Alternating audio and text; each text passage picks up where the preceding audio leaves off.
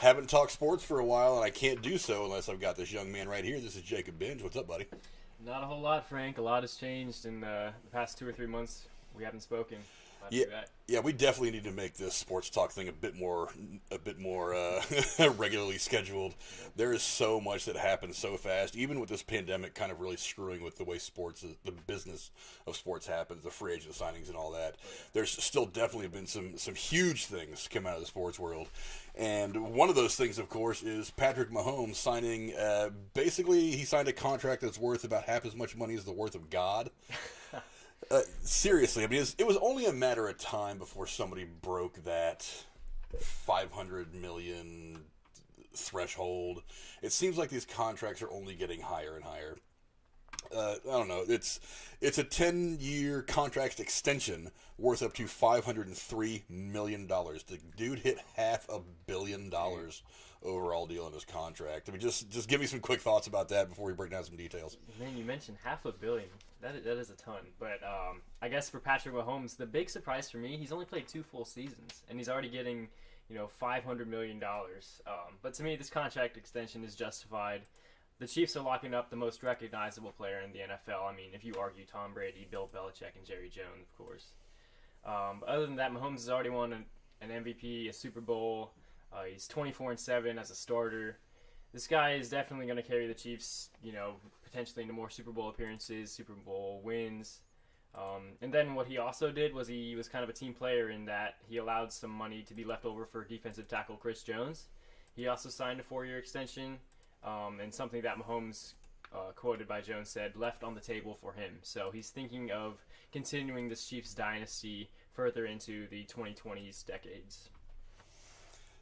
Yeah, it's let's see. ESPN reported the contract was worth up to $503 million in total, making it the richest in sports history. The deal includes $477 million in guaranteed mechanisms and the ability for Mahomes to have outs if guaranteed mechanisms aren't exercised. He also has a no-trade clause. The no-trade clause is kind of interesting. I don't know why you'd want to trade him anyway, but that was kind of interesting to me because as much money as this contract is worth on a year-by-year basis, especially with some of the things that go on later. I mean, I've got a breakdown right here of exactly what he gets. It's like 2025, for example, salary plus workout bonuses fully guaranteed in the third league day of 2024. It's $81.9 million of the total dead cap.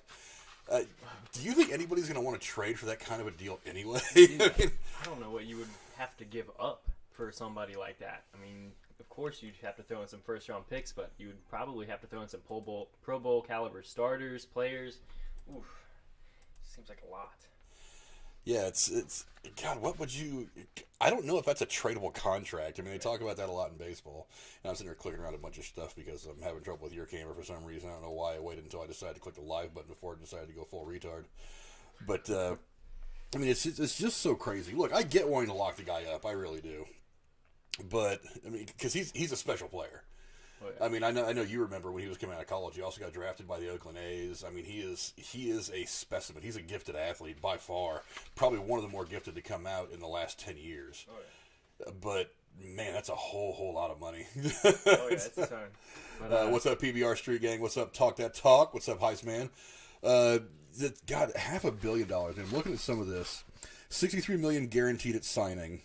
Signing bonus plus 2020 salary, 2021 salary, 2021 roster bonus, 2022 salary, and 2022 roster bonus. That's $63 million just to write your name on a piece of paper. That is some kind of ridiculous.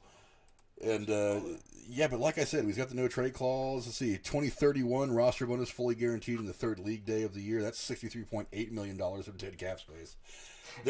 There's nothing cheap about this contract. Nothing. And if you are going to want to trade for him at some point, like you said, you are going to have to give up half your team, high draft picks, and you're also going to be getting a guy who, he might be young now, but if you're talking about 8-9 years in the future, who knows what kind of condition he's going to be in. He did deal with some weird health things this year. I don't think they were severe. I don't think they're going to last through most of his career. I don't think there were those kinds of injuries. But who knows what happens if he ends up suffering some severe injury at some point towards the end of this contract, if he would be tradable at all anyway, because he would want to give up that kind of stuff for a guy who's broke. Right. Yeah. Hopefully he doesn't get hurt. I mean, I love enjoying I enjoy watching him complete those no-look passes, you know, and just taking a team that was kind of trying to get over the hump with Alex Smith, and then really just taking over, and then in 2 years bringing home the hardware with MVP and Super Bowl. Andy Reid's got to be delighted. Well, that's the other thing that is interesting to me is how long do you think Andy Reid has left? I mean, he's not young anymore. I mean, for being a guy who's obviously well fed like myself, he's getting a little long in the tooth.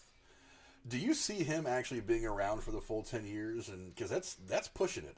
I could see him being around for maybe the next 4 or 5.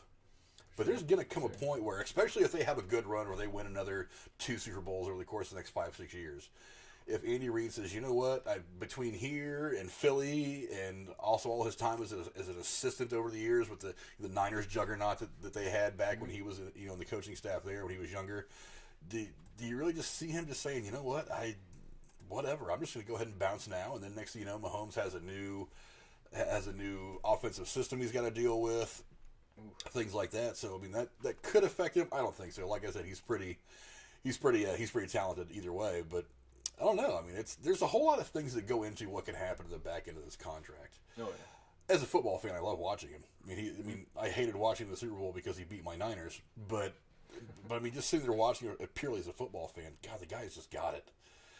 So usually I dump on teams for contracts like this. I feel like you have to rein some of it back in to try to help the finances continue to make sense long term. Mm-hmm. But if you're going to dump $500 million on somebody, I can't think of a player, at least in the last 20 years, that would have been worth it. Yeah, I mean, you got to be consistent for that long. You got to prove that those dollars were well spent. The no-trade clause certainly ties him down. I can't really think of anybody in the NFL who, was consistent for that long, other than maybe Tom Brady. But, yeah, you mentioned Andy Reid and how much he may have left in the tank. I looked up his age. He's only 62. Belichick's 68, and if Belichick's trying to go, 4 or 5 more years, then Andy Reid could do it too.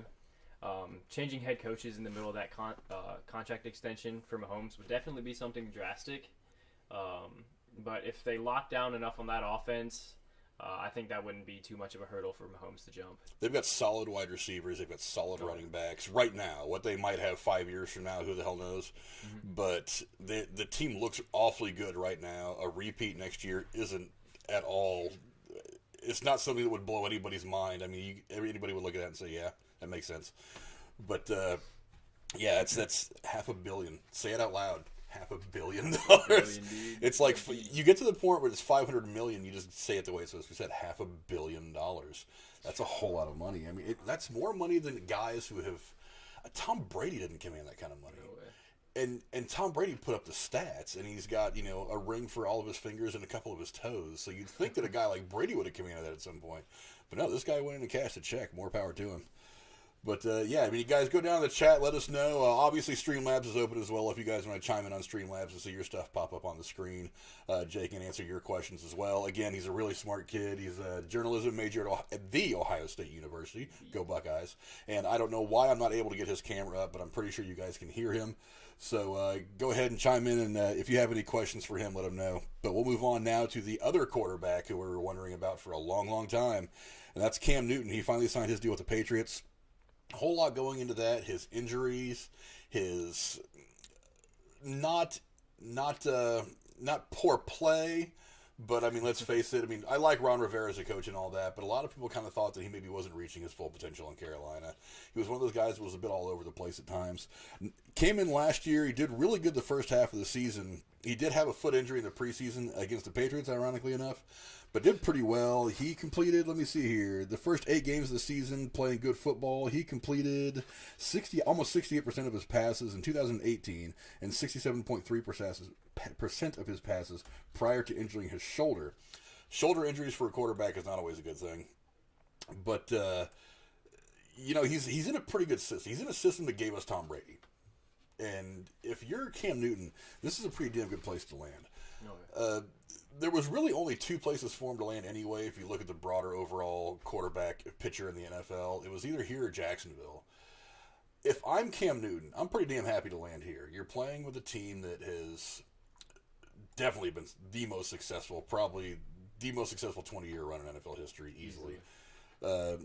a coach who's put it down. He built Tom Brady. He built a 7th round pick into arguably the best quarterback in history. And Cam Newton still got some years left. I think he's still got probably 6 good years left before he really starts to tail off. I don't know. What do you think? Give me some thoughts on what he signed. I'd have to agree. He's coming into his age 31 season, but this time a little bit banged up. You know, you mentioned the shoulder injury. He's got a foot injury he's coming back from. But those are the biggest question marks. But aside from that, he's got to learn a new offensive playbook. He's got to play under a new head coach. But I'm taking a look at his stats, and he hasn't thrown less than 3,100 yards each year that he's played a full slate of games. This guy's incredibly talented. I mean, he throws weird, yeah, and that shoulder injury might impact that a little bit. He's taken his team to a Super Bowl already once, kind of fell short, obviously, to Peyton Manning in that aspect. It's going to be interesting if he can lead the Patriots back to their success. And that's one thing that I'm hesitant to say if he will be the leader, because I think this signing wasn't to guarantee him a starting spot necessarily. I think it's just to apply pressure to Jarrett Stidham to perform well in camp and not to think, oh, well, I've already got the starting job. Who else is there to take that from me? Yeah, that's the other thing. That's the other kind of factor here that's pretty interesting is you've got Jarrett Stidham. They drafted him essentially to be the heir apparent to Tom Brady. At least that was the idea. Same idea they had behind drafting Garoppolo several years ago was that, one of these days Brady's gonna decide he's gonna move on, retire, or do whatever, and we're gonna have this young guy who's grown up in our system. Stidham has spent a year in the system as a backup. Newton, we're not so sure what he's gonna look like, how he's gonna react to playing in the system. One of the criticisms that Brady's had since he left, and I think Gronkowski said this a lot too after he left, is the system is very rigid, and Newton is not one of those guys that's used to playing in a rigid system. But they did get him on the cheap. If it doesn't work out and Stidham decides to step up and he shows a lot of promise, you can put Stidham in there and have Cam Newton, a reliable quarterback, someone who you already know what he can do as a backup. If this fits him perfectly, maybe this is the best thing that could happen for him. You've got a good backup quarterback with Stidham who's already spent a year in your system anyway, and you've got this guy who can already sling the rock. It's basically a win-win for the Patriots. Gorilla Strong in the chat says, I'm worried they won't make Cam a pocket passer now. I think quarterbacks win Super Bowls from the pocket. Sorry, I've never liked the idea of the super mobile quarterbacks. If you look at all the guys that have won Super Bowls, none of them have been the wild running quarterbacks. It's like all the guys that win Super Bowls are the guys that win it from behind the offensive line, throwing the ball. I'm not saying that it can't happen. And I'm probably thinking it's going to happen at some point soon. But, we've had really good mobile quarterbacks like... Kaepernick came awfully damn close. If that game would have been 5 minutes longer, I think Kaepernick would have won that game. But, it's like even Steve Young, he was very mobile. As a 49er fan, I'll bring him up. He was very mobile. He got out of the pocket a lot, did a lot of running. He started to see his success in San Francisco. And granted, this was several years ago. It was kind of a different NFL game. Once they got him to stay in the pocket, throw the ball, trust your receivers, trust your offensive line, hand the ball off when necessary, he won his Super Bowl from the pocket. I don't think they're running quarterbacks. I just don't know if the league is designed to make those guys champions yet. My pick for the Super Bowl last year was the Niners to lose the Super Bowl against the Ravens. And the quarterback for the Ravens, he's as mobile as he is. He wins the games with his arms. He can throw the ball. He extends plays. Extending plays and running for yardage, I think, are different things. I think when a quarterback leaves the pocket to extend the play and give his receivers time, he's doing what quarterbacks do. Yeah, and that's what he does that's really fantastic. So I think it's still... I think they're getting closer to having a mobile quarterback lead a team to a Super Bowl. But I still don't think that's going to be the norm. I think it's going to be kind of what's unusual. What do you think? Does he stay in the pocket? Do they let him kind of move around? Because that's been Belichick's system is the pocket. Do you think he stays in there? I think Belichick follows that kind of scheme still. Like you mentioned, you have to have a well-rounded team in order to win a Super Bowl. That offensive line has to be strong enough to protect your passer. If the quarterback scrambles, usually the play's got a little bit of pressure. Somebody's chasing the quarterback. I can kind of relate this to the college scene a little bit. LSU and Clemson this past year. Joe Burrow had a really strong offensive line, and we all know what he did. He's throwing for over 5,000, 6,000 yards, going up against a guy like Trevor Lawrence, who proved against Ohio State that he can bust off a 60-plus yard run for a touchdown. But bottom line is, Joe Burrow won that national championship behind a strong offensive line. Cam Newton's going to have to learn to throw for those 3,100 yards again, especially coming off that injury. So that kind of answers your question, as a team needs to have a strong offensive line and not rely on a mobile quarterback to get the job done. you raised the name Trevor Lawrence. That's one of the things that a lot of people have been talking about over the course of the last several months. But, especially before the signing of Cam Newton, are they going to take a quarterback in this last draft, or do they wait for Trevor Lawrence? We got that answer when we did the live stream for the draft a while back, and you guys can go check that out. But does this reduce the chances now that they might get Trevor Lawrence next year in the draft? I don't think they will have a shot, even if they did tank. There's just too many other teams that are down in the dumps, like Jacksonville mentioned earlier. They're probably going to have a shot at the number 1 pick and then take Lawrence away from any prospective teams. Barring anybody trading into a pick where they can get him. Yeah, New England, I don't think they have the draft capital to do all that. And signing Cam Newton kind of proves, hey, we're not going to tank that badly to go get a guy like Trevor Lawrence. What do you think the offense overall looks like? I mean, give me some ideas for stats. What do you think he throws for this year with New England? Newton, 1,000 yards is definitely the goal. That would prove that he is healthy enough to maybe take a team not named New England or Carolina into a division kind of championship there. I'd love to see him throw for that 1,000 yards. The running probably matched that with 1,000 also. That's a lot to ask for a quarterback coming off an injury like that, especially for Newton, who probably doesn't have that starting role locked up. But yeah, I'd like to see him win a couple games also. He's got a lot to prove, I think. A lot of people are outspoken on Newton's personality and enthusiasm. So if he can come and quiet those doubters and show that he can play that game that he did 4, 5, 6 years ago, then he's back on the right track to leading a team with a starting spot himself. Yeah, he's still got a ton of upside. I think he's still got 5 or 6 good years left. I feel like he may be a bit of a placeholder for Stidham. Because how long was the contract he signed for? I don't have this on my notes. He only signed for was it a year or 2 years? 1 year minimum deal. So I think a lot of this is probably we're going to go ahead and see what we get with Cam. If Stidham shows us that he makes a certain amount of growth, then Cam goes away at the end of the year, and we go ahead and put Stidham in, and that's our guy for the long term. That's kind of what I think right now. Gorilla Strong's in the chat saying 1,000 yards passing and 500 yards rushing. It's not unheard of. They're not big on mobile quarterbacks in New England. Right. I mean, Brady ran when he desperately needed to. I mean, he could bust off a couple, especially in the first half of that 20-year run. Last several years, though, especially after the knee injury that he lost most of that year or two several years ago. He was not running for much. It was get a couple of yards and slide. I don't want to risk it, and I get it, but I don't know if that offense is set up for a quarterback who's overly mobile. I mean, if you think about it, they've had troubles at running back. I don't know if that's necessarily a problem with the offensive line or with their blocking schemes, or if they just haven't put a whole lot of emphasis on the running back position. I think it's probably they haven't put a whole lot of emphasis on the running back position. I think Tom had some input on that. I would think. Yeah, I think they could have had some better running games, but I just think that they were like, Brady can throw these intermediate passes all day long. He can throw 40 times a game. Brady was never big on the bombs anyway. So when you've had a career full of guys like Edelman who are strong route runners and had good hands, you didn't really need those deep passes. Exactly. And they were never behind in games a lot to really need to stretch the field anyway. The last 15, 20 years. So that just wasn't how they were built. I don't know. I'm curious. I really want to see Cam again. He's just like we talked about with Mahomes. He's an exciting guy to watch in the field when he's on. If he's healthy and things are going for him, he can really light a game up. He's had to deal with some health issues. He hasn't had the structure that New England has. But I mean, he's gonna be with a team that's been wildly successful. They know how to build a team. They know how to build a team around a quarterback with a certain skill set. It's going to be interesting. I don't think they're going to contend for Super Bowl this year. I think it's a stretch to say they're going to contend for the playoffs. I think that division has gotten really good. And I've been saying for a long time, one of the things the Niners took advantage of through all the 80s was that they had not the greatest division in the NFC West through the 80s. But they would meet that strong competition in the playoffs and the Super Bowl, and they still made it look easy.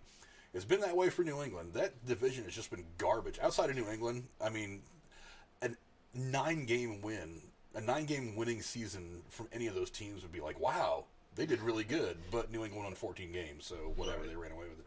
That division's getting strong. Buffalo's gotten better. The Jets are on their way. Miami's made some big improvements. I think they did it just in time for Brady to leave the division.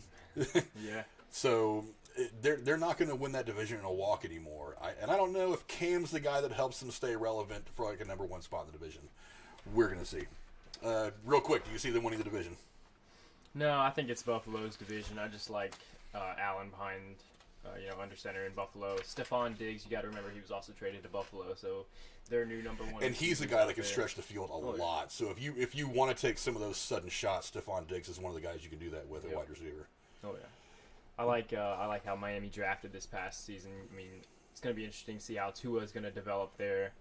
I like the Jets. They got Le'Veon Bell to carry the ball if Sam Darnold can't find an open receiver. It's going to be interesting to see how those three teams, take over a division that has been, New England's for the past 20 years. No doubt. Now, let's get to a broader NFL topic. They've already postponed the preseason, or canceled it, as it were. We were just talking before we went to air that they are going to require all fans to wear masks in games, in stadiums this year. This damn pandemic thing is just not going away. The NFL is going to have to figure out a way to work on it. I thought the NFL has been in a better position than most sports leagues as the Super Bowl happened right as this Corona thing was starting to pop off. They had the most time to figure out how they were going to deal with it. I think they've done a really good job. Now, again, they had the most time to kind of sit back, watch how the NFL, or watch how the NBA, Major League Baseball, the NBA got really screwed by this whole thing. And we'll talk about them here in a minute. But they're doing what they can, but it is going to make at least the first part of the season look a little different. As I said, I think they already canceled the Hall of Fame game, which was supposed to happen, I think, soon. If not, it wasn't supposed to happen a week or so ago. I know it's in July somewhere. Preseasons are all canceled. Off-season training has been really abridged or curtailed or even canceled in many ways. One of the things that made the signings of Cam Newton and guys like that really difficult is they weren't able to really have workouts and watch these guys throw, check his shoulder out, really mess with a lot of things. And right now the NFL's taking measures, but it's going to be interesting. Do you see them doing the cardboard cutouts like they're doing in some of the major league stadiums?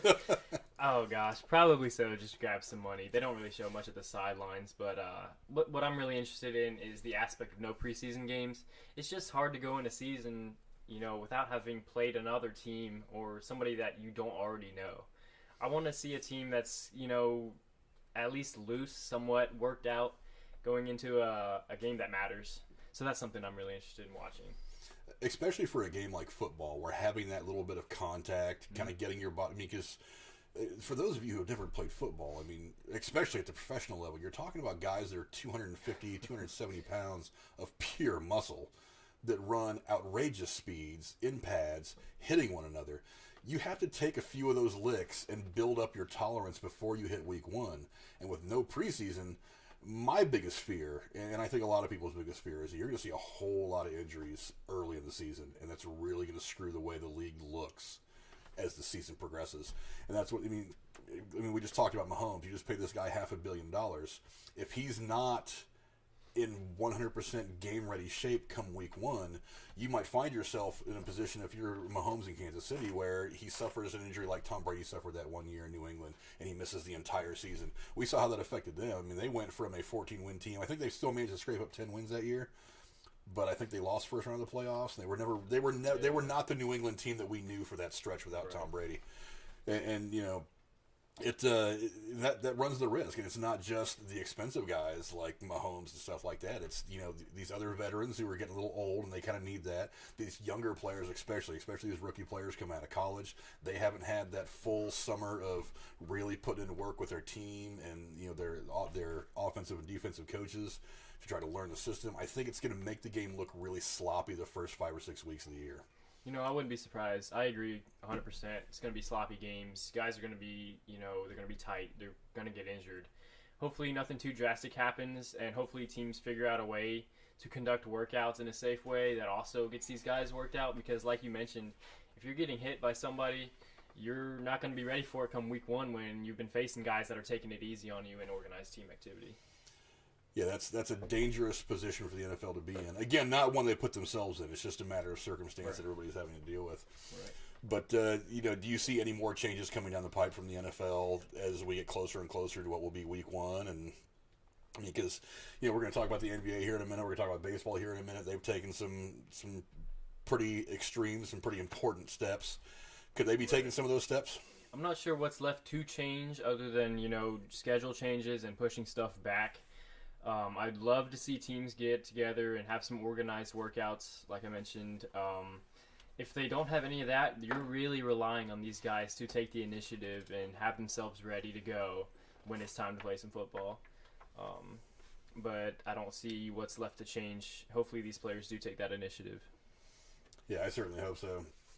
Let's move away from the NFL and move over to the NBA. Boy, the NBA championship was supposed to have been won, a month and a week ago? It's like, and they're just now getting to the point where they're ready to try to finish their season. I got to be honest. I am not fond of the way the NBA has handled this at all. I really do think that they should have just said, you know what, let's just go ahead and cancel the season. It's all done. Like I said, the NBA got screwed by this whole pandemic thing more than any other league, I think. At least baseball hadn't started yet. They had just gotten into their spring training. With February, pitchers and catchers report. What's up, really smart? I see you in the chat, man. Pitchers and catchers don't report till Valentine's Day roughly is when pitchers and catchers report. So they only got a week or so into spring training games when they decided to call everything off. Right. Me and you had talked about in the stream for the NFL draft. My idea was just to cancel everything up to the All-Star break. Just set that schedule. Let the All-Star break be the first game. Right. Have some fun with it. Let some guys pick some teams. Make it kind of a goofy thing. You couldn't take it seriously because you couldn't do it all the way you normally do. And then just pick up after that. That leaves you 80-ish games. You can get a decent season in with that. Not great. Decent amount of games in. And then you can salvage the season that way. And then, of course, they couldn't figure out what the hell they were doing. They had players' union and owners going back and forth. Of course, it was all about money, a bunch of nonsense. I don't know any better way to work it out than what they did. Not being somebody who's in that all the time, I just don't know. But they ended up doing it. NBA, however, I just don't know why. I just don't know why. It's like the season was supposed to be over last month. The NBA title was supposed to be won last month. I think it was June. It's June or the end of June. Mid-June, yeah. That the season's supposed to be over. The NBA title's supposed to be done. I have a really bad feeling that the only reason they've pressed this as bad as they have to try to get this season won and to have a title holder is because they really, really, really want to make sure LeBron wins one in LA. In his first year. In his first year, they want to make him look like a grand hero. I don't know why. I got to be honest. I'm of the thought that LeBron can win the next 10 NBA titles in LA, and he's never ever going to be held up next to Jordan. I just don't think fans. I don't think fans think of him that way. I don't think so. I know this spurs a whole lot of debate in basketball circles. I just don't think so. But whatever. I mean, image is image. Where this all started, and like I said, the NBA got hit with this the hardest. It was March 11th of 2020. The game between the Jazz and the Oklahoma City Thunder was abruptly postponed shortly before tip-off after it was discovered that Rudy Gobert tested positive for COVID-19, and it went downhill from there for the NBA. The NBA, let's see, that one. Then Courtney Kirkland, who worked the Utah Jazz game only 2 days prior, tested positive. That's a referee. And then what was it? It was they canceled the rest of the season until further notice, following the completion of games already underway. This is the first time the regular season has been interrupted since the 2011 NBA lockout. Gobert. I remember a long time ago I was saying it wrong. His teammate Donovan Mitchell then tested positive, and afterward it was just a cascading amount of positive tests. Christian Wood of the Pistons, all kinds of stuff. Then let's see, 4 Brooklyn Nets players, including Kevin Durant, then tested positive, and that was when the NBA is probably in full oh shit mode. Then on March 19th, 2 players from the Lakers, as well as Marcus Smart of the Boston Celtics, all tested positive, and then yada, yada, on and on and on. But now that they feel like they've got it under control, they have the NBA bubble. What's up, Charles? I see you there, buddy. I didn't realize you were even watching my channel anymore. But they finally decided to a restart plan on July 31st. So this is, like I said, almost a month after the season is supposed to be over. It's all happening in Orlando. They're in the bubble. Under the plan, 13 Western Conference teams and 9 Eastern Conference teams that all had certain records were going to play. They were going to have seedings. It feels to me like they really just kind of threw this all together. It was throw it against the wall and see what sticks. What are your thoughts on some of the things that the NBA has done to try to get their season finished? It's definitely an odd way to go about finishing the season. I don't think the NBA wanted to follow the 95 Major League Baseball season and have no champion and have everything just be abruptly stopped. But 95 was a strike, though. That was Right, that was a very different. different situation. Right. The pandemic and the strike. I mean, for the strike, the only people you have to blame are the people involved. Right. The pandemic is kind of a different thing, Completely. which I think should be noted. And I think the NBA inviting 22 teams and not the full 30 slate of teams to Orlando to complete the season is different. I mean, 9 teams were invited from the Eastern Conference, whereas 13 were invited from the West. It's kind of unbalanced, but still, you got your 22 teams. They're playing some exhibitions to get loose and stuff like that. And really, it's been 4 months since any games have been played. It's going to be what comes down to who gets out to a hot start and what teams are going to be streaky and finish out this new slate of games. Yeah, it's definitely. I don't have the list of the teams that are in here right now. I'm sure I can go find it. I'm sure you can probably find it a lot faster than I can. I've got 2 computers running right now. I've got my laptop to watch the stream and make sure it's not falling apart, and then I've got the chat. But yeah, it's like I said. I really do think that the NBA thinks that this is a great opportunity for LeBron to get his ring in LA. So I think that's why they're pushing it. I don't think that was a good enough reason myself, to be perfectly honest. I think it's kind of dangerous on the part of the NBA, but whatever. The NBA is all about marketing now anyway, which is one of the reasons why I kind of turned off. They're doing a lot of things that make it really kind of... It's like now they're talking about the advertising thing. It's like, is that really a concern right now, considering everything that's going on? Because we're looking at... What's up, Casey? I see you in the chat, buddy. We're looking at 140, 150,000 people dead across the country, 500,000 around the world. And they're worried about advertising. I mean, LeBron's already wearing the Wish logo on his shirt, which has got sellout written all over it, in my opinion, because I've never bought anything on Wish that didn't break 5 minutes after I got it. It's just silly to me. It seems like this is all marketing more than anything else. And yeah, they've taken a lot of steps. They've got the bubble, but I mean, it's why? Why go through these steps when you can very easily say, you know what? We think it's in the best interest of everybody involved, especially the players and their families. If we just say, you know what, the rest of the season's going to be a loss. We won't give anybody a championship this year. We'll put something in there saying, okay, this team's had the best record. This team's had whatever. Go ahead and give out the MVP. Go ahead and give out, all the awards that you would normally give out after the year is over, and just don't have a champion. Is it really going to hurt you that bad? I mean, the NBA is a billion-dollar brand in and of itself. You're not losing all that much money. You're not going to get a whole lot of money from tickets because are they even letting people in the stadium? It's like, so I mean, I just don't get it. To me, it doesn't make any sense to do this at all. I think they're trying to avoid, with Major League Soccer starting up, they want to avoid people in the future saying, well, the NBA could have restarted looking back. But, that's the benefit of looking back into the past. The NBA is definitely taking initiative of these advertisings without fans in the stands. They're following these the social injustice activism and allowing players to wear things on the back of their jerseys, just to kind of try and restart, have some sense of normalcy during this pandemic. I'm not opposed with them trying to get something going. Of course, I'm going to watch some basketball and see who's going to get hot, because I believe it's going to be who's going to have that hot start and be streaky in order to finish out this incredibly long season. What I don't want to see, though, is next season get impacted too badly. They're already going to start in December, which is a month and a half after, normal time. And people have always, said the NBA season's too long. October to June is, isn't that 8-9 months? Almost? I've heard for years that even NBA fans say the season doesn't start until Christmas. Right. And you've got a month and a half of games before that. Right. NFL is starting to get churned up. College football, baseball's finishing up. NBA could probably benefit from starting around Christmas. I agree with that. Yeah, I don't understand the idea of endangering players and people all because you want to get these. They're only playing, a total 19 games or something like that. Phase 1 of this is going to run from the 16th to 22nd. Players traveling back. That was June 16th to June 22nd. I'm sorry.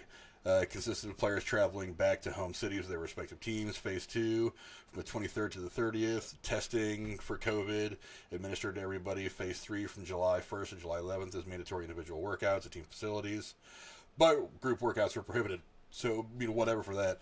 Phase 4, from July 7th to the 21st. Teams traveling to Walt Disney World to conduct any practices. Any player who tested positive in their previous phases may not travel unless he's medically cleared. That makes sense. Once teams arrive, players and staff will be isolated in their rooms, required to pass 2 polymerase chain reaction tests. Boy, that's a big word. It's a PCR test, 24 hours apart before being let out of this quarantine. That makes sense. Any time you can run a test on somebody to make sure they don't have it, I'm all for it. They will still be regularly tested for the virus afterwards. A player who tests positive will be isolated and retested. In the case of a false positive, if COVID-19 is confirmed, they will be quarantined for at least 14 days to recover. Staff will not be permitted in each other's room, nor will they be able to socialize, so you're just basically giving them the ultimate quarantine. They have access to food and recreational activities when their hotel's bubble, but they will have to wear masks indoors except when eating. Anybody who leaves the bubble without prior approval will have to be quarantined for at least 10 days. Which leads us to the next part, is you've got a lot of guys that opted out of the NBA season, the rest of the NBA season altogether, and it wasn't just a couple of bench players, it was some big names. What do you think of some of these guys deciding that it just wasn't worth it? And you can't blame them. You know, if somebody's going to opt out because they're maybe a pre-existing medical condition, you can't really blame them. It's definitely going to allow guys to step up in their absence. You've seen the Lakers kind of take that with J.R. Smith signing with them and getting a LeBron, J.R. Smith, you know, little reunited there. It's also going to allow these young guys who, you know, haven't been given the chance because of their veteran presence in the lineup. I'm really interested to see guys like John Morant and Zion who were invited to Orlando to play. I'm not sure if they've had any of their teammates opt out of the season, but that whole idea, you can't blame anybody who opts out, ultimately. It's just going to allow for young guys to step in and fill their roles and hopefully carry their team into some kind of championship, you know, shortened season championship. Yeah, it's going to be interesting. Like I said, I don't even know what this is going to look like. The guys have been off since what I say it was. It was May, something like that. Oh hell, I lost the date. March 14th. They've been off since March 14th. That's 4 months. That's 4 months of not inactivity, but not playing, not being in games, and that kind of bothers me. I mean, if you take a 4 month, that's an off season. That is another off season. I mean, if you think about it, it's like baseball plays the last game of the World Series usually around November 1st. And they have until, and it's February, second week of February when they report to spring training, pitchers and catchers report. That's the off season. That's 4 months. It's like you've had an entire off season. Why not just scrap it? I mean, it just doesn't make a whole lot of sense to me. Again, unless you really, really think that LeBron is going to be able to pull a ring, and it's great. It's great marketing and PR for the league. I'm sorry. I think it's an really unnecessary risk for the NBA to take. You got to wonder what's behind the scenes a little bit too, like maybe television deals or applying some pressure on these NBA executives. So, you know, hey, finish 20 more games, you're going to get your full amount of money that we agreed on. Maybe that's something. But again, I mean, it's the NBA, the Major League Baseball, the NFL. They're all not businesses. So they don't get taxed. Are you really going to be pissed off that you're losing a few $1 million? I mean, is that few $1 million worth somebody like LeBron going home with COVID? I mean, because you are running this risk. And a couple of guys have tested positive in the bubble. I don't know the names off the top of my head, but they have tested positive in the bubble. So, I mean, is this really worth it? I mean, you're not just risking taking it home. You're risking you've already got Kevin Durant. You've already had a couple other people. It's like you're risking some of your biggest names having COVID-19 attached to their names. To me, it doesn't make sense. Go ahead and end the season, hand out your awards, make LeBron an honorary Laker champion, give him a damn ring. I don't care. I just don't see it worth the risk. And you know, we're going to talk about baseball here in a minute. It's the same thing about baseball. If you can't give me a good enough season, sorry, why? Why take the risk at all? Especially, I mean, yeah, I know this thing, and a lot of people are probably screaming. And you know, somebody just subscribed. Hey, ADTR, what's going on, man? Thanks for subscribing. I hope you enjoyed what we're giving you. But you know, it's why run the risk? Is it about money for the NBA? It can't be. They make billions of dollars every year. Is it about image? Well, the NBA is certainly image conscious. They are image conscious more than probably any other league, any other sports league in North America. So, probably, is it marketing? Certainly. Like I said, you're turning you're running your guys out there to potentially get this disease, so you can have logos on their jerseys. Just put the logos across your website. I just don't get it, but. Anyway, do you have any ideas to who might end up actually winning this championship when all's said and done? Because to me, I just don't care. Yeah, I mean, a little bit of speculation is going on. It's hard to go against LeBron in that loaded Lakers lineup with Anthony Davis, somebody we haven't really mentioned too much. I don't think those guys are going to get it done. I'm rooting for the young teams, like I mentioned, Memphis and New Orleans with, Ja and Zion to maybe, they're young. They've got to be full of that energy. They got to be ready to go. Those are my guys. I guess if I had to give favorites, Milwaukee, Toronto, Miami, and Philadelphia from the East. Then from the West, both of those LA teams, Houston and Dallas, are my favorites, if not for those young teams. I mean, you got James Harden and Russell Westbrook on the same team. Once again, that's just, I don't know how they haven't won much already. I like Dallas with Luka Doncic. He's one of those young guys too. He can probably get it done. So those are my favorites. Once again, I'm rooting for those young surprise teams to do something and steal that championship away from these guys who certainly have had it in their grasp since last year. I would love to see, I think it would be best for the fans to see one of these outrageous young teams, like you mentioned, like the T-Wolves and some of those guys. I would love to see them just go on a tear and just stomp the shit out of the rest of the league for this 19 games. I think that kind of thing is great for the sport, whatever sport it is. I think it's great when that young upcoming team just rips people apart and they really find themselves, find their identity. It all clicks and they end up winning a title. I think it's great for sports. I think it's going to be great for basketball if the Lakers win, which is again I think the whole reason why we're doing this anyway. It's like I'm glad that we're going to get a finished product, but I just don't know if it's going to be worth it. I personally think that LeBron's going to run into his problems next year when the Warriors are healthy again. We gave you guys the year to have your fun. COVID kind of ruined it. We apologize for that, but Dub's coming back strong next year, and there's nothing you guys are going to be able to do about it. So enjoy your asterisk title, LeBron, if you end up winning it. But Golden State's going to come back with a lottery pick in their lineup too. It's going to be interesting. And we're going to have a healthy staff, and we're going to have a healthy. Everybody's going to be healthy, and we're going to have the lottery pick. So. We could end up with the number one pick in the draft. Who knows? I'd love to see Obi Toppin, that Dayton guy, slot right there. Oh, yeah. Steph Curry. And I would read about him a little bit, too. I'd love to see that. I'd love to see that. Oh, the Warriors should be Not brutal again. But let's switch sports. Let's go over to Major League Baseball. And, boy, I mean, if there was a team that has been screwed almost as much as the NBA, it was baseball.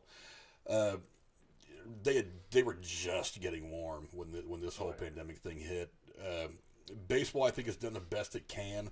Again, I think the biggest problem with getting this season started has been just the general greed between owners and players. I get it. Players want their contracts. They sign them. Owners, I mean, they're not making any money right now because they're not playing baseball right now. So it's kind of hard not to see things from everybody's perspective. But at the same time, I think everybody was like, how can I maximize my profit through this whole thing? When really the best thing you could have done is just said, look, we're all going to take some losses here. Let's go ahead and take them. Let's finish what we can finish. Let's give some product out there, and let's do this. But they couldn't figure that out. And the problem was, it was never about protocols with how you're going to handle COVID. It was never about any of that stuff. It was all about the money is why this whole thing got delayed. Now, what they end up settling on is a 60-game season. And let's see. There were some permanent rule changes that are actually going to apply for this season that actually happened before all this COVID stuff kicked on. They've expanded the active roster from 25 to 26 players, which is a good thing, through August 31st. So you get to keep that extra player. That's good for young players because there's always that one guy at AAA. It's like, if we didn't have this guy already on the roster, you'd be here getting your big league at bat. So it's good for them. Teams must designate players as either position players or pitchers now, which I find kind of interesting because there are some guys out there, like Kyle for the Cardinals several years ago. He was the guy who started out as a pitcher, went back to the minor leagues because he had some problems, and ended up coming back up as an outfielder and was tearing it up as an outfielder. I mean, he had 20 home run power. Dude, yeah. I mean, so it's nice to have a guy who can go do that. I mean, you having played high school ball, I mean, you know that you're a multi-position player anyway in high school. Yeah. I don't understand why they don't have a couple of guys like that in the big leagues that have enough of an arm to where you can use him as an emergency pitcher. You can say, hey, yeah, you're my third outfielder, you're my fourth outfielder this game, but you still throw 85 miles an hour and you got some good movement on your two-seamer and you got a pretty good curveball. Maybe push you down to the bullpen if I need you, just if I need to get an inning out of you to save my bullpen. I don't know why baseball hasn't adopted that kind of an idea, because a lot of players, I mean, like I said, you've seen it. You come up like that playing little league, school ball, even in a college, guys they pitch and play positions. Yep, I don't know why Major League Baseball hasn't decided to keep at least one guy like that on a team and say, hey, just for a little bit extra flexibility. But they don't. Only players designated as pitchers will be allowed to pitch in a regular season game. Blah, blah, blah. Who cares? The one that really kind of bothers me is a pitcher must face at least 3 batters unless the inning ends or the pitcher is injured.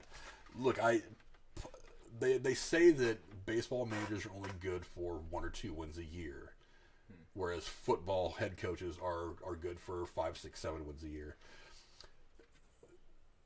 As a Giants fan, I've watched Bruce Bochy over the last several years, especially that 6-year run where we won 3 World Series. He was an artist with the way he handled his bullpen, and that was bringing guys like Lopez in to pitch this one left-hander, and then pulling him back out and going to this other guy that can get you the next 2 outs, so you can get to the closer, so you can get to a guy like whoever.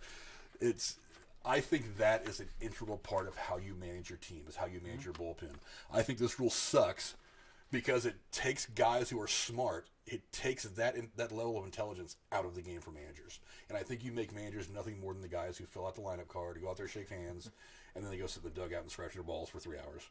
I don't like that rule at all. I get that they want to speed the game up, but I still, as a baseball fan, a real baseball fan, I want good baseball. I don't necessarily want a 7-6 game that went for an hour and a half so I can go on about my life. I want to watch the game. I don't care if a baseball game takes 7 hours. I'll watch every pitch if I can. What do you think of that rule? I agree 100%. I'm against the rule. I would much rather see that loogie type pitcher come in, face one batter, than you switch to the next. But I don't know. There might be some good things that come out of it. You're going to see more interesting matchups. You're going to see these left-handed pitchers face that left-handed batter, and then here comes Aaron Judge, a right-handed batter, and you got your left-handed pitcher on there, and the right-hander supposedly has that advantage, and then boom, that whole idea goes away. I do wish it were the other way around, that 3-batter minimum were how it was in the past. I'm interested to see how it goes, I guess, but it does take a lot of strategy away. Yeah, I think baseball, more than any other sport, it's all nuance. A lot of it is feeling. I like the idea of sabermetrics and all that, but I do also understand how you can look at a guy and be like, hey, he's due, I'm gonna go ahead and put him in, or he's due a slide, maybe I'm gonna go ahead and pull him now for the pinch hitter. And got another one, Quiz671. Thanks for subscribing. I appreciate it. I hope you like what we're giving you. Again, right now we're talking with Jacob Benge, who's a journalism major at Ohio State University. I'm sorry I can't get his camera to work. I don't want to try to fix it while I'm live. I'd rather just have a good conversation with him. But you're getting a lot of great thoughts out of this kid right now. He's really smart. But I don't like the fact that they're taking the managers out of the game. There is an artistry to the game of baseball that no other game really has. And that's one of the things I've always appreciated about it. I think one of the things that drew me to it when I was young. And I think that when you take that artistry out, that you're not doing the game any favors. You're making it less desirable to the casual fan. I think the casual fans like these things too. They just don't often realize it. Whereas guys like you and me, who grew up playing baseball all the time, who were really into the sport, we kind of get that part of it. Oh, yeah. And I'm not particularly fond of that. But moving on to some of the temporary stuff for the shortened 2020 season. Again, baseball did what it could. I would have done some of these things. I think all the stuff they could have done. Probably they could have started it and had the season, like I said, like I talked about earlier, started with the All-Star game and then just pick up the schedule from that point on. You could have altered the schedule to where you're putting the emphasis on the division, which I'm okay with that. The divisions are going to be handled inside the divisions. The best teams really are going to come out of the division. But, just the infighting about the money and all that really screwed things up. Let's see. Some of the rule changes are every club is going to invite up to 60 players for their July training camp. Let's see. Designated hitters going to be used in the American and National League. Let's talk about that one for a second. That's big. That is really big. One of the things that has been talked about in baseball for a long, long time, probably most of my life, certainly all of yours, because I remember in my early teens, there was debates about whether they should just dump the pitcher hitting in the National League and just let the DH do the whole thing. Mm-hmm. I don't know. What's your thoughts on that? It's going to be interesting. It's something when the seasons do get back to normal here in a few years, it's something I want to see done away with, because I think having 2 different leagues under different rules makes it more interesting when they do meet in the playoffs. It's definitely going to make this season more interesting to watch. They got to make up for the, obviously, loss of 110 games where offensive production is going to rule throughout. The National League has a lot of guys who, would benefit from going to an American League ball club and DHing. Certainly not these young guys like Pete Alonso, who bashed 53 homers last year. The Reds, obviously, just in this area, they're going to benefit immensely from this designated hitter being applied to them. They're going to have guys like Jesse Winker or Nick Castellanos, Mike Moustakas, Joey Votto even, take that DH and then, show their bat only, and then that bench guy in their spot is going to shine. It's going to provide opportunity nonetheless. Yeah, if you're a real baseball fan, like I said, that you're going to be in a position where you're going to be able to keep that extra guy on the roster. You're gonna see this young guy, like I said, who was on the verge at AAA. He's gonna get some at bats that he might not have gotten. So if you're a real baseball fan, watch really closely some of the teams that are putting these young guys in there at DH just to get them the at bats. Maybe throwing them in the field here and there to make sure their glove still works. You're gonna be able to see a lot of young talent get a lot of exposure to this 60 games. So even if we're not going to get the kind of baseball that we want to get, one of the great things about baseball is this young talent. When you see this, I remember when Greg Maddux was the young guy coming up with the Cubs, and that was before the Atlanta years, and then he hit Atlanta, and then just his career skyrocketed. I mean, one of the best pitchers I've ever seen. It's like these young guys, and I remember when Votto was a rookie coming into the league, and guys like that. It's so great to see this young guy walk in and just bash, just do what he's doing. It's like I'm just old enough to remember Fernando Valenzuela. It's like the way he took over the entire baseball scene. That's one of the best things about baseball is you watch this young player come in and just destroy. It's such a fun thing to watch, even if it's not on your team. It's like you look at these guys, you're like, man, that guy can stroke, because a baseball swing is one of the most beautiful things I've ever seen. And like I said, it's one of those things that only baseball players get, but when you look at young kids, smooth, like a Will Clark kind of swing, or Ken Griffey Jr.'s swing was something smooth and pretty, it's like those things are just great to watch, even if you're not a fan of that team. You're just like, man, that's pretty cool. Oh, yeah. But, again, another big thing is the trade deadline has been moved to August 31st instead of July 31st. Do you see any teams really being active in the trade market this year? Because it's really hard to say that, okay, we've got 60 games. We're only going to have, at this point, we're going to have, 15 of them played at this point. Do you really want to make a big trade a big name for some future guys or some minor league depth, or trade some good minor league depth that you might have for the guy who you think can help you win a World Series in the season? Right. Are the big trades going to be worth it this year? That's something I've read in the articles the past few weeks. Are you going to see these All-Stars traded this season? And as you mentioned, you're only going to play like 25 games before the trade deadline's on you. I think the trade deadline is still going to have the same buzz, just with the players that have expiring contracts this offseason. You're not going to see guys with a lot of years of team control left getting traded, I don't think, because it's just not worth sacrificing a full season or two just to win, the 60-game season that's going to have the asterisks underneath it after it's all said and done. Another one that comes up is the weather delay rules are going to change, and that's something that, again, is pretty unique for baseball, the way they handle their games. Yeah. But at least for this shortened season anyway, the weather delay rules will be different. If a game cannot continue because of inclement weather and is not an official game, which means it is after the 7th inning stretch, or actually it's a 5.5 innings. I think 5.5 is definitely the 5.5 is an official game for sure. But the trailing team has played less than 5 innings. The game will be declared a suspended game, continuing from the point of interruption instead of the game completely restarting. Baseball is affected by weather. You can't play baseball in the rain. Honestly, I'm surprised that snow hasn't been a bigger thing in the World Series. Especially with teams being in it, a lot and playing in open air stadiums. You're really surprised that there isn't a snowstorm that blows through New York when the Yankees are trying to play Game 6 at home. We're already in a shortened season. There's not a lot of wiggle room for rescheduling games. If one of these teams, especially considering, we'll talk a little bit about it, especially considering that Toronto's going to be playing, the Blue Jays are going to be playing their games in Pittsburgh at PNC Park. It rains pretty much a lot in Pittsburgh sometimes during the summer. It's not that far from here. They're going to get rain. You're looking at two teams that could possibly not play all 60 games because of some weather. It's going to make it really, really difficult to get these 60 games in.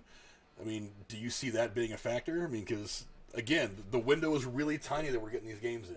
Right. If we miss one, it's going to be a big deal. What do you think? I'd have to check the schedule to see how many off days are in there to allocate for those potentially, games needing rescheduled. Baseball's definitely going to hope that those games where the rain is just downpouring is going to be those interleague games, because these divisional games have a heightened level of meaning. With only 40 games being with your division and then the other 20 are with the interleague teams. But yeah, like I mentioned, if the schedule has enough room for flexibility, things can maybe be salvaged. Hopefully. Yeah, God, it's gonna be as much as I want to see baseball. It's just all gonna look ugly at the end. Again, I know they want to at least try to bring in some money. They don't want to just be gone for a full year. I mean, I get it, but man, it's a tough thing. We'll mention really quick. I wasn't going to go into it in too much detail, but the Toronto Blue Jays aren't going to be able to play in the Rogers Stadium in Toronto because of the travel restrictions that Canada has right now. The Canadian government wouldn't give baseball teams the exemption to come in. You still have to quarantine for 14 days, do your thing, and then leave. And you don't have 14 days to quarantine in Toronto. So instead, there were some rumors going around that they were going to maybe play their games in Buffalo, which I thought was interesting because Buffalo has been a city that for a while now has kind of been on everybody's lips as a potential spot for an expansion team. Expansion probably being farthest from anybody's mind at the baseball offices in New York right now, given everything else. But so a lot of people saw this as maybe a bit of a tryout for them, maybe a good opportunity for them to show that they can support a baseball team. Instead, they're actually going to be playing Toronto's games at PNC Park, the home of the Pittsburgh Pirates. What do you think of that? I'm glad they found a solution really quick because I think the Canadian government dropped that on them with like less than 2 weeks to go to the start of the season. But what really is interesting is that Toronto's in the Eastern Division in the American League. Pittsburgh's in the Central Division. So you're going to have 8, 9, 10 other teams come to Pittsburgh. And I know baseball is trying to limit that to maybe 4, 5, 6, or 7. So I'm starting to see to Baltimore and play their home games in Baltimore, the Blue Jays, of course. That way it keeps the Eastern teams traveling to where they're supposed to be traveling, Baltimore, New York, Boston, Tampa. So that's another thing to watch out for. But if it is true, Pittsburgh, kind of came in clutch there, allowing Toronto to come play there. Yeah, definitely a lot of love to Pittsburgh. Great city, by the way. It's a great baseball town. I've been there a couple of times. It's a great baseball town. It really is. It's let's see, anything else here? Clubs will be permitted to carry up to 3 taxi squad players. 10-day disabled list for both pitchers and position players. A 60-day DL will be reduced to 45 days. There will be a separate disabled list that exists at least this year for players who test positive, have symptoms of, or have confirmed exposure to COVID-19. There is no maximum or minimum number of days for this particular disabled list. Again, another thing has to be thrown in there because of the circumstances that the sport finds itself in with this whole pandemic. It's baseball, I think, are doing what they can. As far as handling the sport itself, how they're dealing with the COVID and all that, I think they've done as good as they can. I'm still a little annoyed that they couldn't get some money stuff together. I think there was another way to do that probably would have helped. I mean, Bobby Bonilla is still making money off his last contract with the Mets. I don't see why deferring some money over the course of the next 10 years wasn't something that they could do. But again, I don't know why that couldn't happen. Maybe because they're not exactly sure how long this is going to last. I mean, because let's face it, the 2021 season right now, people are still kind of scratching their heads like, what if? I mean, because who knows exactly how long this thing is going to last? We all thought it was 2 to 4 weeks, and here we are, 7 months later, and we're still, having to wear masks everywhere we go. So, who knows? But, I am glad there's going to be baseball back. I am pissed at the Giants right now for reasons that don't have anything to do with baseball, but I'm not going to go into that today. I'm glad that baseball's coming back. Actually, the background, you guys can see AT&T Park. It's in San Francisco. But, again, who cares? I mean, a quick glance, who do you see being the playoff teams this year after this shortened 60-game season? Oh, man. Well, I think it's still the same teams we thought were going to make the playoffs coming into the season. Of course, the Yankees are going to be favorites in their division. The Twins and the Indians, and I think the White Sox are a sleeper team in the Central Division. Hopefully the Angels get something going because they signed Anthony Rendon from that World Series champion Nationals to be Mike Trout's right-hand guy now. I'd love to see, the Mets kind of emerge from their division. I like the Braves in the East. I still think Cincinnati's the best team. They're not really getting a whole lot of love in these prediction articles and stuff. They still got the Cubs and the Cardinals, and maybe even the Brewers in that division to take the divisional crown. And then I just think the Dodgers, maybe even the Diamondbacks, might kind of take over the West. But there are a lot of strong teams, I feel like. Same ones that we saw coming into the season are the favorites now. Diamondbacks certainly trying to take a shot in the West. I mean, they went and got Bumgarner from the Giants. Their hitting's actually been really strong for the last several years. So I think if anybody's going to challenge the Dodgers in the West this year, it's definitely going to be the Diamondbacks. I don't really see any other team in the West giving them too much of a challenge. Whether it be 60 or 162 or whatever, I really didn't see anybody other than Arizona giving the Dodgers a run in the West. But I don't know. I just looking at things on the surface, I can't imagine that there's going to be too many weird things happening in baseball. You and I were talking. I think we were doing it before we went to air. That one of the hard things about this is that so many teams take that 20 or 30 games just to find their stride. Right. That 20 or 30 games is no big deal when you're talking about 162 games, because by the time you get into early June, the league has kind of separated itself out, and then it's just do what you can, win as many games as you can up to get in the playoffs. You only got 60 now, so I mean, if you scale it down, that 30 or 40 games where you're trying to get everything settled in, you've got 2 games. And with very limited spring training games, very limited practice availability, very limited everything, it's going to be really, really hard. I'm not afraid we're going to see sloppy baseball, because I don't think there is such a thing as sloppy baseball. I think sloppy baseball is played in T-ball. I think after you get past that point, you learn to play the game pretty clean. But I think we are going to see some teams struggle. And I'd mentioned, we were talking earlier, that if a team like the Yankees or one of these teams where you go in every year thinking that this team's going to be a contender for the World Series, if they have a bad stretch of 5 or 10 games, the season's over. Yep. It's done. Yep. And no matter how, you almost have to go undefeated the rest of the way out if you want to try to get one of the playoff spots, let alone kind of be in the talk of, okay, this team's just going to run the playoffs. So, also, injuries. Baseball is one of those sports where significant downtime, stuff like that, can really screw with people, especially pitchers. Mm-hmm. I mean, pitchers' arms are very, very delicate. I mean, that's one of the reasons why over the last several decades, it's like you don't see guys like Sandy Koufax that go out there and throw 3 or 4 straight games, throw all 9 innings. You don't see that anymore, because they realize how much money these arms are worth and how hard it is to keep them healthy. And it's scary to think that these guys, we might end up seeing a lot of arms getting hurt and going down this year because they just weren't ready. There's only so much work you can put in when you're at home. I mean, you can try to do some long toss with somebody, you can try to do whatever, but I mean, in game throwing, 75 to 100 pitches a game. I forget what the average was. I read it the other day, but I mean, the average number of pitches is 75 to 100 a game for a starter, and you almost have to work your way up to that. I mean, even early in the season, in a regular 162 game season, you're looking at early in the season, the starters getting pulled at the 5th or 6th inning, and they're not going the full 7, 8, 9 innings until the second half of the season, because that's when their arm is finally stretched out to where they want it to be. 60 games isn't a lot, and also you're not going to see guys getting 30 starts. You're going to, if you're lucky, you're going to see guys. The best pitchers in the league are going to see, if they're lucky, 6. Right. It's really crazy. It's really scary what they're going into right now for the pitchers. But that's one of the things they've always said about the World Baseball Classic. It's like general managers have always said, we absolutely want our hitters to go to the World Baseball Classic. Those extra at bats are important. We're totally fine with them doing it. You want your pitchers going? No, I don't want my pitchers anywhere near that damn thing. It's like, I don't want them taxing their arm for something that doesn't bring us a championship. Sure, it's great to win it, but I don't want my pitchers throwing those extra innings, those extra pitches. It's just not worth it. And yeah, pitchers are delicate. I just hope they figure out a way to, make sure they can give us a good product, and stuff like that. I'm already not a big fan of these cardboard cutouts in the stands. It looks ridiculous. If I'm the team and I'm bringing in money to have your cardboard cutout in my seat, you can put as many as you want in there. I just think it's ridiculous. I'm sorry. I would rather than pipe in fan noise. I honestly would just rather than pipe in fan noise.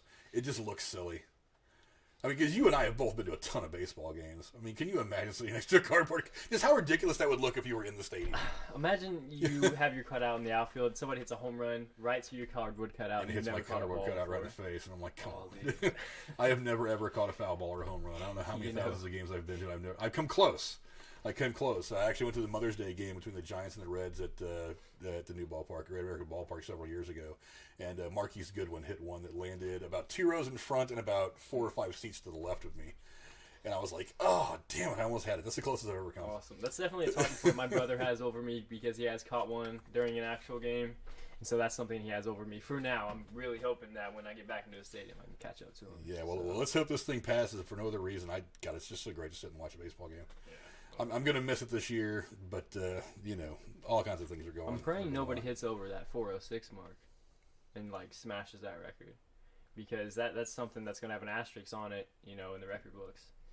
I don't want to see any of these, incredible statistics. I wouldn't want to see someone beat the 406 foot and then not get... I don't think there should be an asterisk next to that. Because the pitcher threw the ball. A hitter hit the ball. Oh, the batting average? Or are you talking home run distance? Well, any record that goes down this year. I mean, the game's still getting played. Right. I mean, regardless of whether it's played in an empty stadium or in a sandlot somewhere, it's still pitcher versus batter. Right. They both did their thing, and it happened. The game was played at its fullest. Right. So I hope that if any records are broke this year, which I doubt you're going to see any significant record break this year, unless somebody hits a home run with every at bat. I mean, I just don't see any of that happening. But that was one of the articles that I was reading about a while back. Is the number of records and streaks that are going to end just because they're playing a 60-game season. Right. It's crazy. There was a long list of them. I'll have to send it to you so you can read it. You'll get a kick out of it. But I mean, if any record is broke, like if somebody breaks a record for somebody strikes out 25 hit batters in a game, that record should absolutely stand because the game was played. It's a normal game under normal circumstances. Yeah. The 406 batting average going over 160 games is what I'm worried about because, I mean, obviously that less sample size, you're going to see inflated numbers. Unless you add more games, you're going to see more normal distribution there. Like a 25 strikeout game, you're still playing 9 innings. That's the same for 162 game season, 60 game season. So I'd be fine with that. I'd love to see that. That'd be utter dominance. How hard is it to hit 300 in the major leagues, though? I mean, let alone 4. Right. I mean, usually you'll see a lot of guys will start out like in the 400 range, but just by the time you hit the 60 game point, there's nobody batting anywhere above 350. Right. I mean, that's why I tell people about baseball all the time how hard it really is. I mean, you're considered successful if you bat 300. Yep. You're considered successful. That means you failed 7 out of 10 times. And what job on the planet can you fail 7 out of 10 times and be considered a success and make millions of dollars a year doing it? Exactly. it's that hard. So I tell anybody if they think baseball is easy, standing against the curveball just one time, and then telling them that hitting a baseball is easy. you just look silly. But let's move off that now, and let's get to where you're at right now. Let's get to Ohio State. Something that broke a couple of days ago, and I sent you a message saying that we definitely want to talk about this. Is 4-star cornerback Jordan Hancock has flipped his commitment from Clemson to the Ohio State Buckeyes, and he does not seem to be upset about it at all. He seems very excited. The Georgia native first picked Clemson in March, but reopened the process last week. Just 4 days later, he said he made his decision and was announcing that he was playing for the Buckeyes. He's considered a 4-star recruit and the number 6 cornerback in the 2021 class. That is according to the 24/7 Sports composite rankings. He is the 77th ranked overall player in the nation as he enters his senior year of high school. He's 6'1", 170, all kinds of upside. Kerry Combs, the defensive coordinator for Ohio State, loves him. And boy, Ohio State's defensive backfield was boss already. When you add this guy, I don't think you want to throw the ball against Ohio State this coming season. No way. You mentioned he was the number 6 in his class. Well, he's going to be the 4th 4-star cornerback coming in from that class next year. Ohio State's definitely reining in the defensive back position. You had the number 3 overall pick, Jeff Okudah, go to Detroit. You had Damon Arnett surprise and go into later teens in the first round this past first round of the draft. It's something the Buckeyes have had a position of strength, and flipping Hancock from the Clemson Tigers to Ohio State is it's a win that Ohio State can get over the Tigers. Unfortunately, the Fiesta Bowl was something that didn't work out in the Buckeyes' favor. But getting another stud defensive back, you can't have too many, safeties or corners or somebody out there to defend the pass coverage. Oh, especially in college, it's such a pass-heavy game in college. Oh, yeah. There's those couple of teams that have like the strong running back. It's like when Ohio State had Eddie George, you could hand the ball off to that guy whenever you wanted, and he'd run for 20 or 30 yards at a clip. There's still a couple of college running backs that are like that, but for the most part, it's just like the NFL in the fact that it's so pass-heavy now. Having a strong defensive backfield is vital if you want to contend, let alone contend for a national title. Oh yeah, getting another one is definitely going to be strong for the Buckeyes. They're going to have a chance to shine with Shaun Wade taking over that number 1 cornerback spot this season. His season last year was cut short with that targeting call in the Fiesta Bowl against Trevor Lawrence. So it's going to be interesting. Glad we got another 4-star on the list for the Buckeyes. Yeah, Coach Combs was one of the biggest factors because he's a great person, great man, definitely a great coach. This is from Hancock. He said, we talked about how he recruits first-round cornerbacks, and I have that talent. He compares me to Jeff Okudah and Denzel Ward, is what I remind him of. Of course, you mentioned he was talking about Okudah and Ward, drafted Let's see. Beyond the development of past players, Ohio State praised their long-term scouting of Hancock. They were after this guy for a long time. And they didn't let off the gas either. After he had made his initial commitment to Clemson, they were like, "You sure about that, buddy? Let's talk." Oh, by the way, we just put a whole bunch of cornerbacks in the NFL. The Buckeyes do have the number one recruiting class in the 2021 class per 24/7 Sports. And flipping a player from Clemson to them, boy, that looks awfully good. Oh, yeah. It's going to look good, especially here in a few years when we're playing them in these bowl games and stuff like that. Ohio State's number one by a large margin, too. If you're looking at that point system on Rivals in 24/7, Ohio State's up by 500 points and with the number 2 team in Tennessee. Isn't that a surprise? Tennessee's number 2 in that class. USC follows at 3, Oregon at 4, and Florida at 5. So these big schools are still going to produce that talent to keep up, but it is surprising to see Tennessee, USC, and Oregon following behind Ohio State. USC I like to see kind of on the come up. USC had a strong program for so many years with Leinart and Bush. Obviously, they got dinged a little bit. A couple of sanctions from the NCAA kind of took the wind out of their sails for a bit. I think they're in a position where they can come back now. USC's always been a place that can attract a lot of good players. Who doesn't want to go play in comfortable Southern California? Exactly. It's a school that's known for putting a lot of guys in the NFL. I'm not sure what their coaching situation is there now. I haven't been paying attention to them much the last couple of years. But, since moving here, I just kind of became an Ohio State fan because when I moved here, they were always so close to winning a title. So I could root for Ohio State in football and not feel like a bandwagon jumper. And then they finally won one. I could be like, hey, I was a fan before they won the title, so kiss my ass, everybody. But let's see. The Buckeyes also have the number 1 ranked prospect overall in defense. Defensive end Jack Sawyer, 12 committed prospects in the top 10 of their respective position. That includes Trayvon Henderson, the number 1 ranked running back, Kyle McCord, the number 4 ranked quarterback, and Jaden Ballard, the number 4 ranked wide receiver.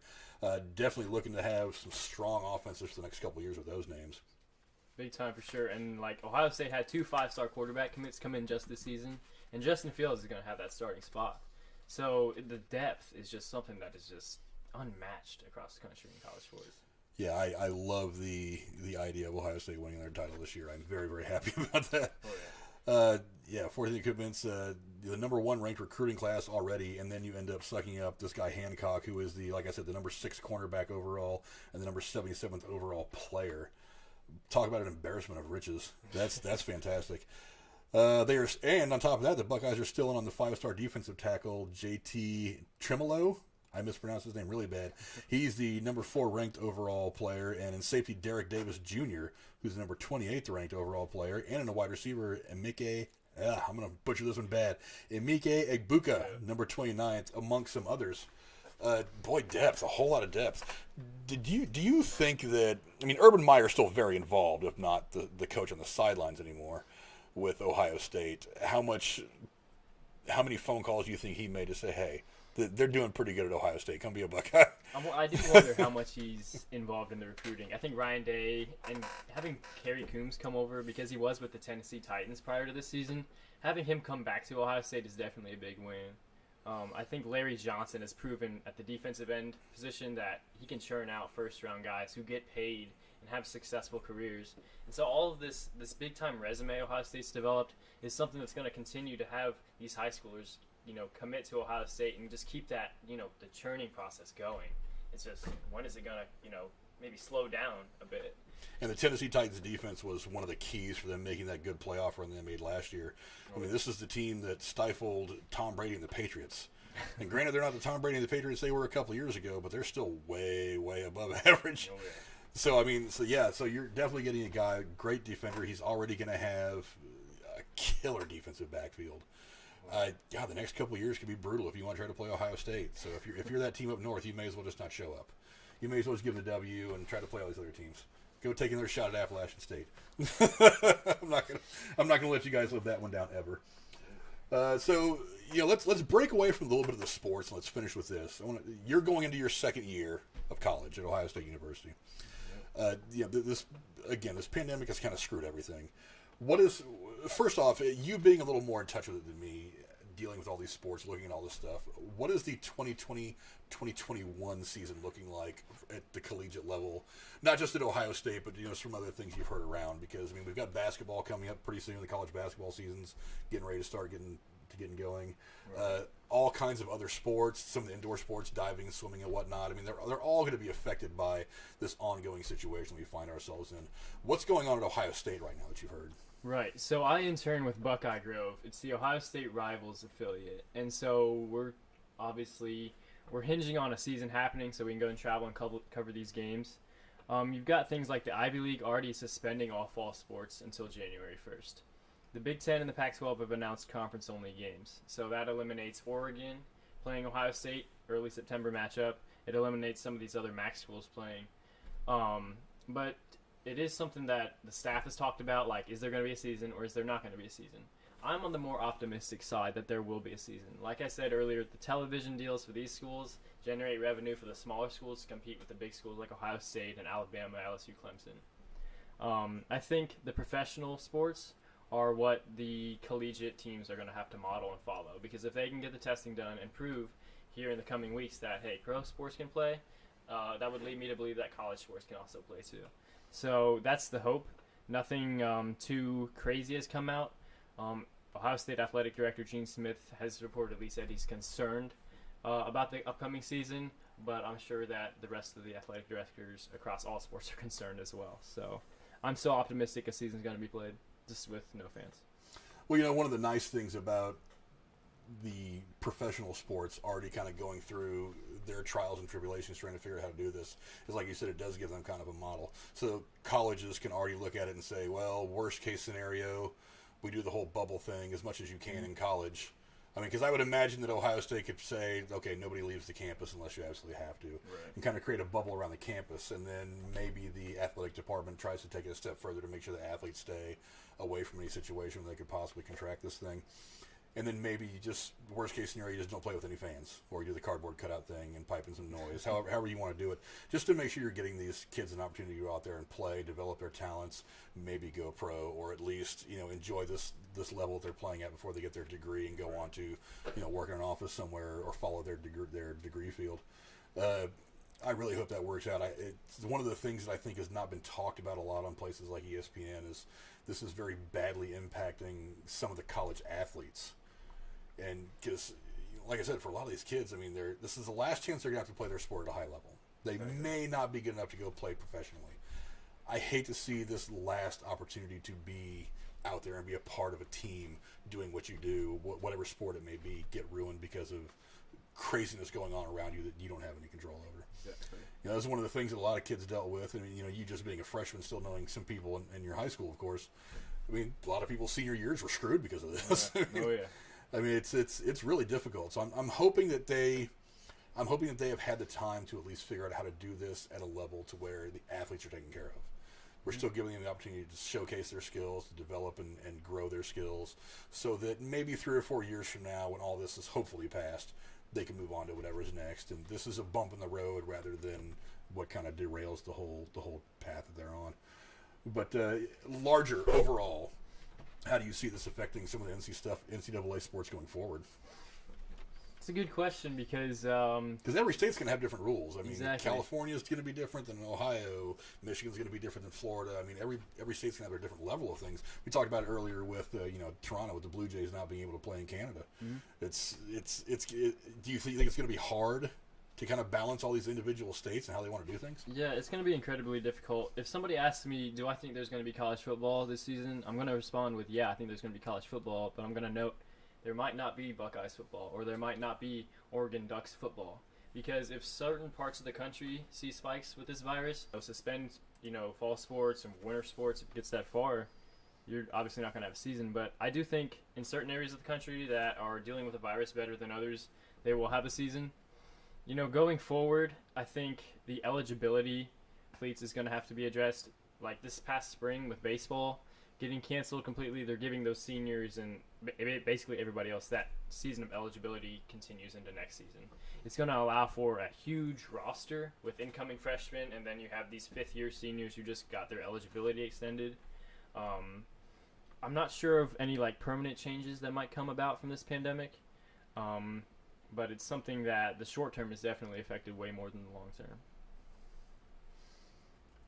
Yeah, so tell us where you're at now. I mean, now that we're wrapped up, tell us again where you're interning at, where we can find your writing at. For sure. So I was lucky enough to score an internship with Ohio State Rivals. You can find that at ohiostate.rivals.com. Basically, they're going to have me cover the Ohio State football team in the fall, and then cover the Ohio State basketball team in the winter and into the spring. So I'll be in the press box, in the media room after the games and pre-games and during the week, getting these quotes and the sound to complete these stories.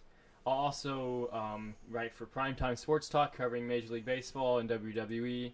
And then once the Cincinnati Reds get started, I'll have some Reds coverage coming out. I also plan on continuing to write for The Lantern as an independent study this fall, but with that internship taking up most of my time, it might not be a whole lot of coverage as I had last school year. So you can find my work at Buckeye Grove, Ohio State Rivals, Primetime Sports Talk, and The Lantern for right now, and hopefully as the years go on and as the months progress, and hopefully a season happens, you'll see a lot more content coming. A lot of the guys that are in the chat right now are also wrestling fans. You've been doing some wrestling writing as well, right? I have. I've covered WWE since the first week after WrestleMania. So I've been into that. And it's been really fun because I used to watch wrestling as a kid growing up, and my favorite superstar of all time will be Rikishi. Just applying that stink face to all these superstars and stuff, and The Rock, Stone Cold, you can count them. And then kind of lost interest as I got into high school. I was more into baseball and getting into the pro sports and stuff. But with everything, suspended and shut down, Vince McMahon's still rolling out pay-per-views. There was just this one this past Sunday, Extreme Rules, where I wrote the recap and some questions going in. So I'm enjoying that kind of spotlight with WWE still going on. They've got a lot of hurdles, and performing in front of an empty arena is definitely something that's impacted that sport a lot. Have you seen some of these UFC fights? I know you've been covering the UFC a bit too, with no fans. Right. I don't think well, I guess there you would be impacted with these fans cheering for you to just knock the absolute crap out of somebody. But I hopefully it wouldn't impact these fighters too much, because that ultimate goal is still to win that fight. But I wouldn't be surprised if they feed off that fan noise and stuff like that. But these past pay-per-views with UFC, you have heard that the announcers and your coaches are able to be heard more clearly and help influence your fight as you're inside that ring. Yeah, so definitely all you wrestling guys in the chat. I know, let's see, a lot of you guys are watching Jura Cronin stuff. Really smart's commenting on it. Casey is Raw. I know you're a wrestling guy, so definitely go check out him on Twitter. You'll be able to find links to all his stuff in the description below after I put them in. But yeah, go follow him on Twitter. Check out some of his writings. I'll have the Lantern linked in there as well, so you can go watch his writings about all sports. And thank you guys for checking in. I'm so sorry that his camera decided to come unplugged or freak out right as I hit the live button. I didn't want to stop in the middle of the live stream to try to fix it, but you got to hear all of his wonderful things that he said. Again, he's a very smart kid. He's going to be on ESPN one day, and one of these days you guys are going to be able to say that you watched him all the way back with that fat, bald Mexican guy on YouTube on The Harsh Truth. Also, go follow him. Also, wear him out on Twitter. Get him to start his own damn YouTube. We've been talking about this. I want to see you on YouTube. I think you're going to do great. It's going to be the exposure you need. One of these days we're going to see you on SportsCenter. It's going to be because of that. I'm hoping so. I'm shooting for it. I want to thank all you guys. PBR Street Gang, Really Smart was in the chat. Really Smart was way in the chat. You guys were definitely going crazy. Jabroni Jabber Podcast. Thanks, Brody, for checking in. Always Nerdy TV. Brody again. A whole lot of guys. Casey is Raw. Let's see. Had a couple of new subscribers today. I want to thank you guys for showing up. I hope we gave you guys some stuff. Gorilla Strong was in the chat early on. What's going on, Gorilla? Talk that talk. Get our news and opinion. What's up to my dude, Heisman Defoe? You can find the link to his channel down there in the description as well. Go check out his stuff. And I want to thank you for being here, Jake, again. And we're definitely going to have to make this more of a regular thing. This, once every couple of months when you want to catch up on sports stuff, it's going to be very good. We need to make this more of a regular thing. I appreciate you having me on, Frank. Oh, anytime. And we'll catch you guys later on. Maybe next time we'll do some wrestling stuff. For sure. Let's do it.